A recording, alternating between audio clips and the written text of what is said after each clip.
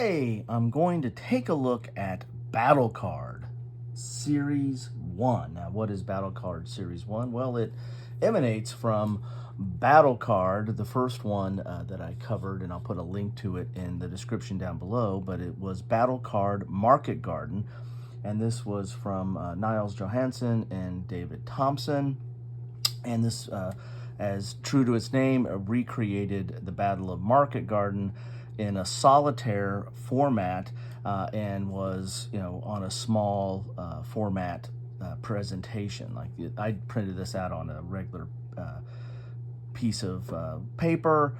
However, you could probably make this as small or as large as you would like, but all the things that you needed are contained on the page itself, or on the card, the battle card itself.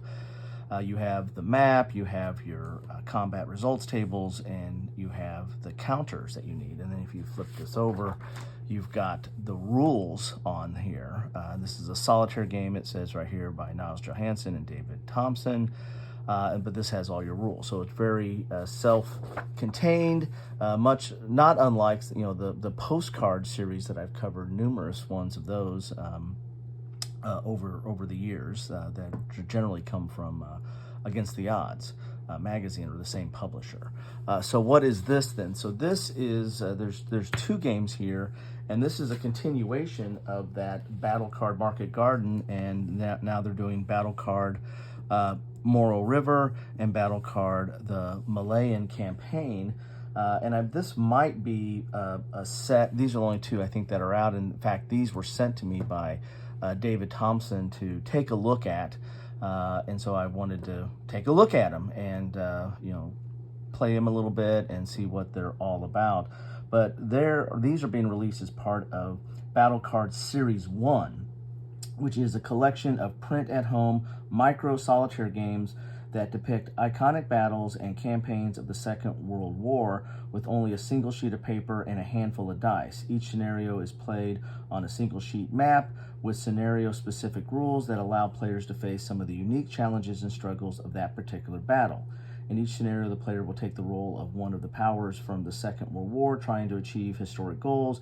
Each scenario focuses on different aspects of the conflict, such as the supply, artillery support, and fighting withdrawal. Scenarios take place across a wide range of theaters, from Western Europe to Eastern Front, North Africa, and the Pacific. The games are played over a series of 6 turns, and while each game features unique choices, the player is often forced to make difficult decisions as to whether to attack or defend, how to best bolster their main forces, and support such as reinforcements and artillery, and when to advance or withdraw from conflict. Players only need to print a single sheet of paper, grab a handful of dice, and can play right away. Each game takes only a few minutes to set up and learn the rules, and can be played in 10 minutes or less. So there you go. And these are just some of my dice I pulled out of here.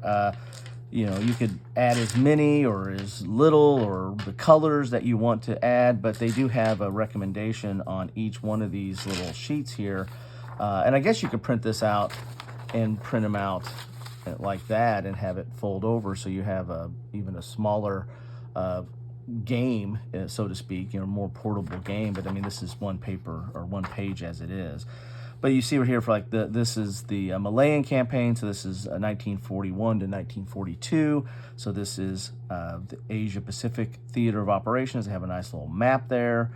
They tell you a little bit about the context of what's going on, and then you have what you need. So you need 7d6 for Allied units, 2d6 for Japanese, 1d6 for a turn dice, and 1d6 for die roll. So you're going to have a turn dice up here, where you start off the turn. These are supposed to be 6-turn games, so you'll put that there, and then each turn you'll start flipping that over and advance the turn. I also got a white die to do die rolls, because you're going to be rolling on your combat results table.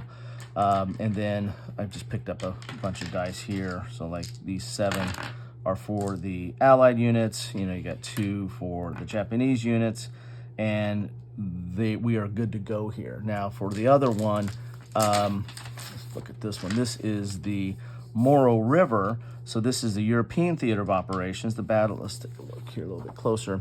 The Battle of Moro River was a key engagement on the Adriatic coast during the Italian campaign.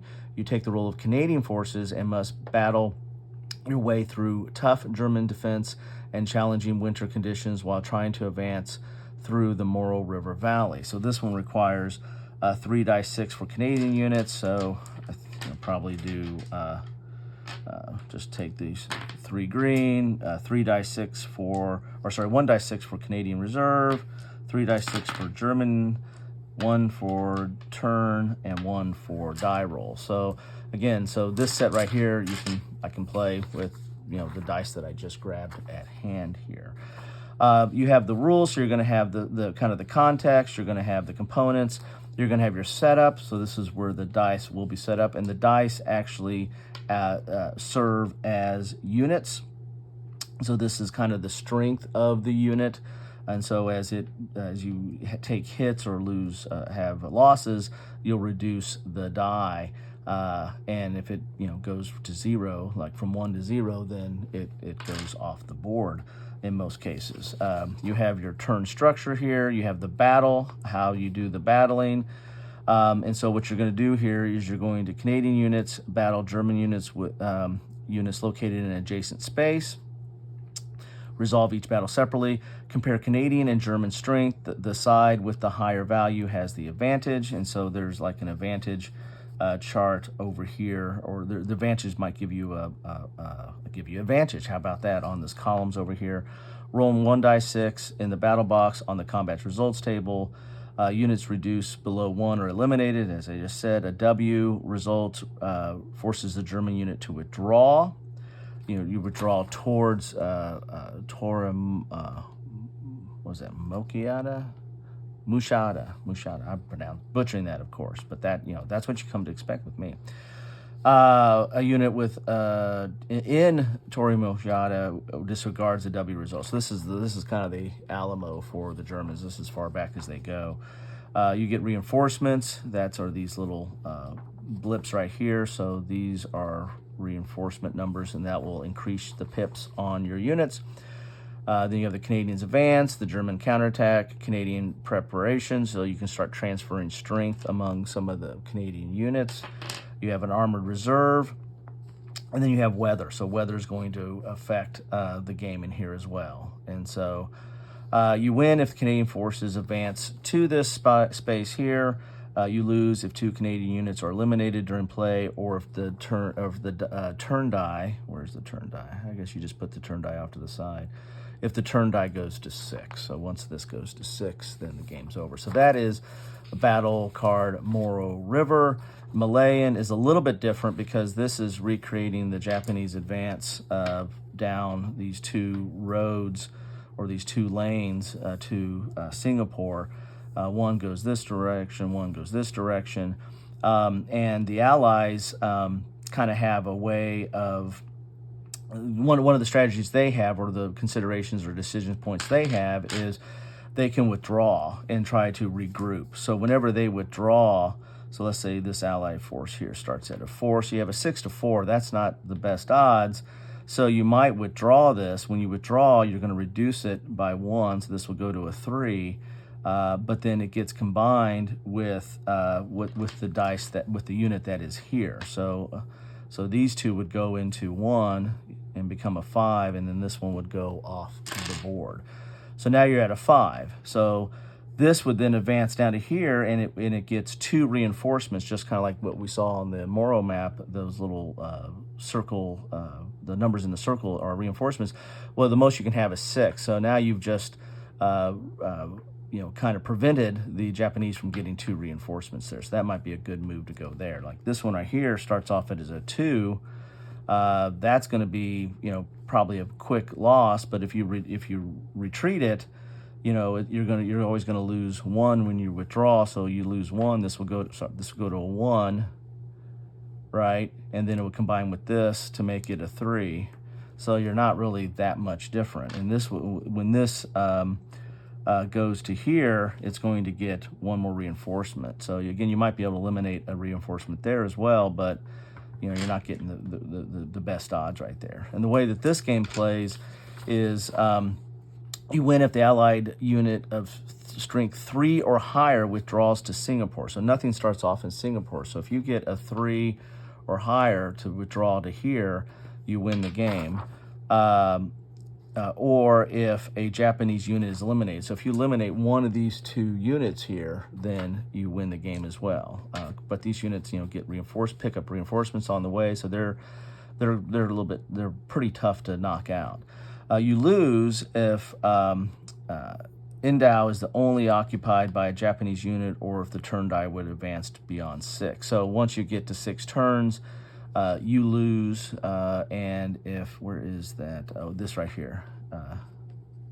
Indan is only occupied by Japanese units. So you really need to hold that off there. So that means that this one really probably can't advance further south than, because once this advances south, the Japanese is going to be the only one there, so you're going to lose the game. So it sounds like this one is the one that you're trying to win the game with, this track here. So anyway, and then of course you have your combat is the same. You're going to be comparing the units, see who's got an advantage, and then rolling on this combat chart and seeing what pips are reduced.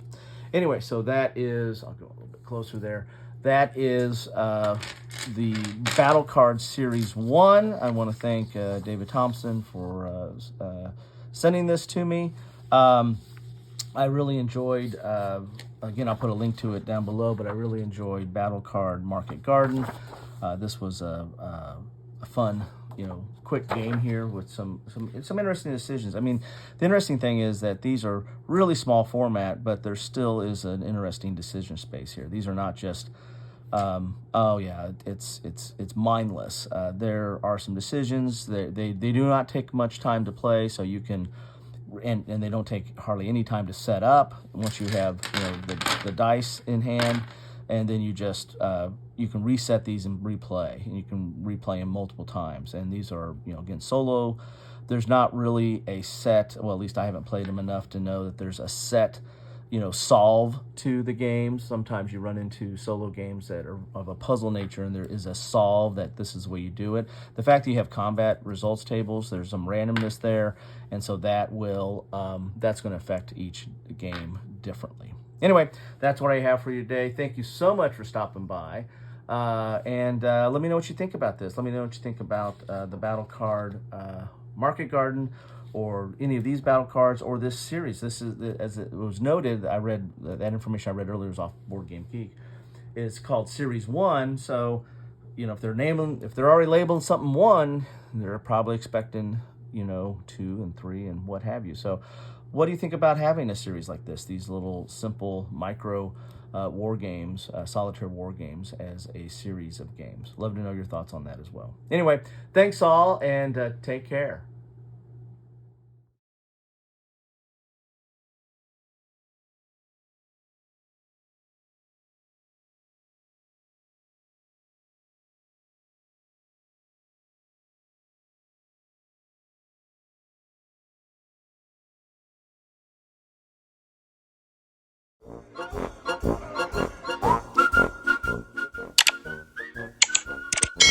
Thanks for watching.